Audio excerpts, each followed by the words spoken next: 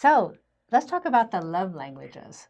This is really interesting. Years ago, when Tony Robbins was all over TV, and I saw him and thought, oh, I really need some help. I was in my second marriage and it was not going well at all.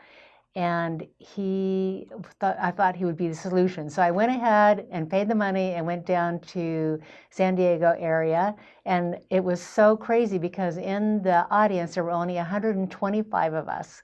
We were there for 3 days. So when Wayne and I have taken Tony Robbins since then, we've gone and there's been like 3,000 people there.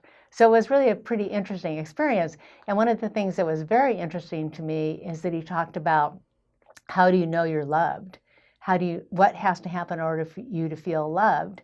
And just a couple years ago, Wayne and I studied a lot of that prior to this, but then a few years ago, we heard about the 5 love languages. And so let's talk about that because it's a pretty powerful thing. Right, right. So there's basically 5 love languages that Dr. Chapman talks about. So there's physical touch, quality time, words of affirmation, acts of service, and gifts. Those are the 5. Yeah. And, when Tony Robbins talked about it, he talked about it in a number of different ways that you could possibly feel loved. Right. And that was very, very important to us because we actually worked through that prior to our marriage 30 years ago. Right. Yeah, we talked about what has to happen in order for you to feel loved. And a lot of times you don't really think about that. You don't analyze, what happens when you feel loved. And one of the exercises we went through was to remember the last time or one time when you felt incredibly loved. And for me, I realized it was when I was touched and when somebody said, I love you, and also having time together. That was very important to me because with my second marriage, my husband was gone all the time and I felt very lonely and unloved. And I didn't realize until after I took this training that was the reason why, because quality time was so important to me. And one time after we'd split up, I was at a business meeting and my competitor came up and he put his hand on my shoulder like this.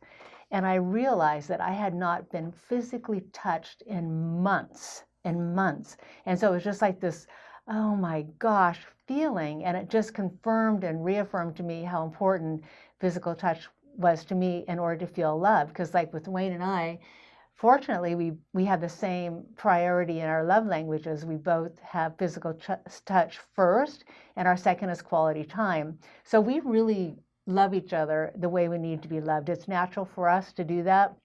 We work together and we like to snuggle on the couch, and physical touch is very important to us. So let's talk about some of the challenges. So some of the challenges of someone. What challenges? What challenges?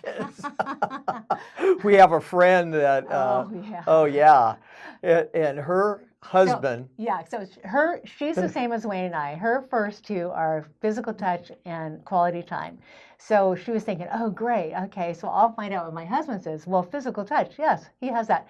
Second one is acts of service. And she goes, oh, no, acts of service. You mean I got to do stuff? I have to do stuff for you? So they had a big, long conversation about it. And he said, for her, because she's a very kind and sweet person. And so she does acts of service all the time. She cooks for them, keeps the house clean, takes care of their children and all that kind of stuff. So he feels very, very loved. And she noticed after that, gosh, he always does, like he takes out the garbage, weed eats, takes care of everything, asks, is there anything I can do for you? So she said she should have guessed that would be his priority, acts of service. His primary way of him feeling loved. Yeah. And that kind of brings something up that, the way you feel loved, a lot of times you're out there, trying to love somebody else. It could be your partner, it could be family members, your children. Yeah. Could be just friends of yours, and you're loving them the way you feel loved, but that doesn't necessarily connect and build rapport with other people if they don't have that love language. Yeah, it's interesting because my daughter buys gifts all the time, always buys gifts, and she's very thoughtful too. I mean, she really looks for a great gift for you and sends it and everything. And so gifts is like on the bottom of my list. The good news is that we have fun talking on the phone together and we enjoy each other's company. So I feel loved in that way. But for me, gifts are like, oh, thank you. Now I have to buy you one. And Now you have to put all the thought and yeah, it's effort like, and run oh around. my gosh, how do I figure what she wants? But with Amazon, it's gotten a little bit It's a little easier. But Well, this is the thing with a yeah. gift person. Do not buy them a gift card. Yeah, That is no. offensive. Yeah, that's not good. Gifts aren't high on my list, but if I get one, it is on my list. It definitely is there. Definitely on Wayne's It is list, definitely on my list. But if I get a gift card without it being thought through, like, Yeah. oh, here's Target. Oh, okay.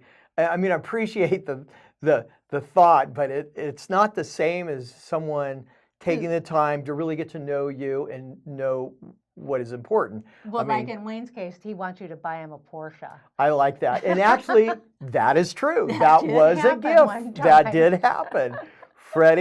Freddie gave me the Hail Mary on one of my birthdays years ago and said, you know, I know it's important to you. I'd rather you drive a Yugo and or a clown car like I drive. She Yeah, has. I don't she- care about she cars. could care less about cars. Yeah. But it's always been important to me. Just the way I was raised, I was always around cars. As a kid, I worked on cars. It's just always been a fantastic dream. And I've had some nice cars, but I never had a Porsche. Yeah. And so I got a Porsche. So some of the other ones are that people want besides physical touch, quality time, and acts of service is that they want words of affirmation.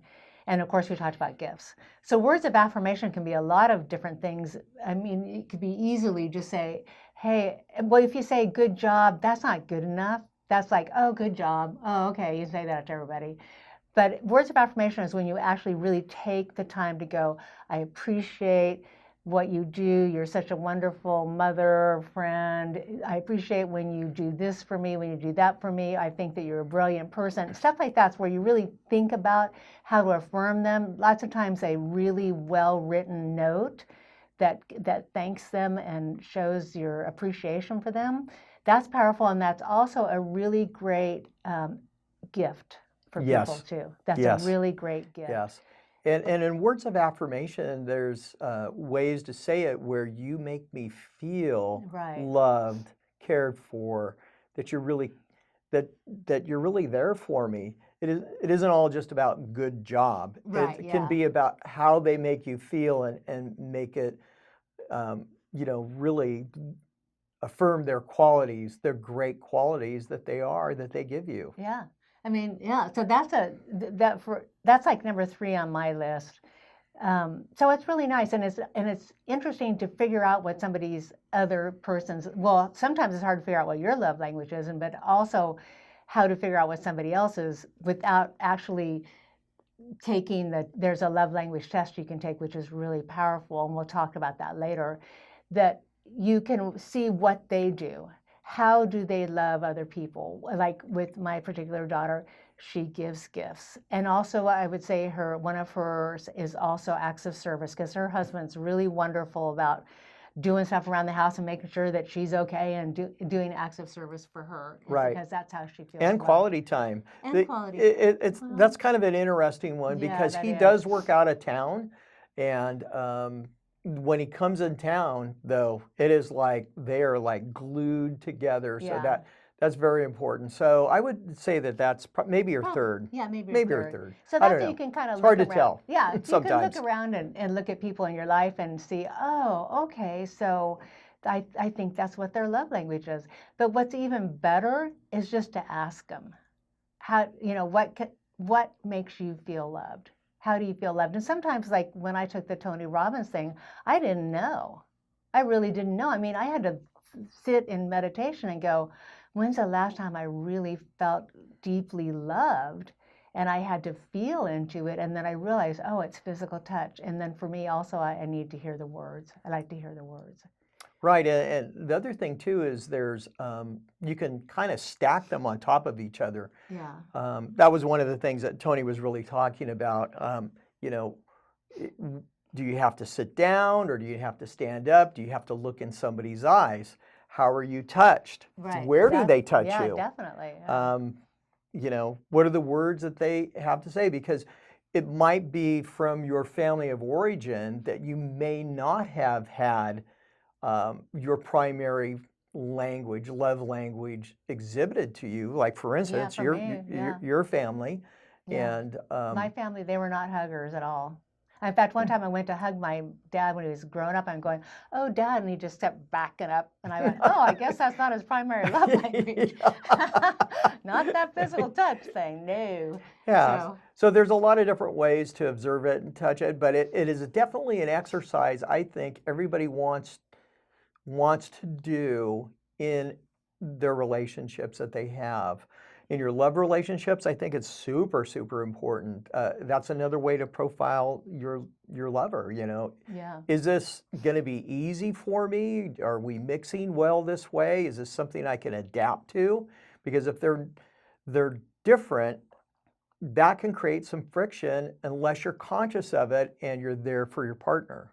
because like quality time, we're together all the time, and that's really important to me. It makes me feel loved. But if you decide that you are going to fall in love with this person and they work out of town all the time, and you never see them, then that's going to be a real problem because you're not going to feel loved. Right. Because you don't have the quality time together. Or you can figure out how to have quality time. Sometimes they're deployed overseas and stuff like that, so you need to have FaceTime and texting back and forth and have other ways where you feel like you can have some quality time together. Yeah, and if you're aware of it if somebody is overseas or working long distance, you know, it might be so important for your relationship to every once in a while maybe meet halfway if you can, Yeah, or true. budget it in. Yeah, You know, people with physical touch, sometimes when someone's deployed, like in the military, you know, they write a letter, but then they put their hand on a piece of paper and they go around each finger and they create a hand. And so that yeah, person can put their hand on their hand. Sounds silly, but all these things are important really to makes a difference. maintain Yeah. and build a relationship.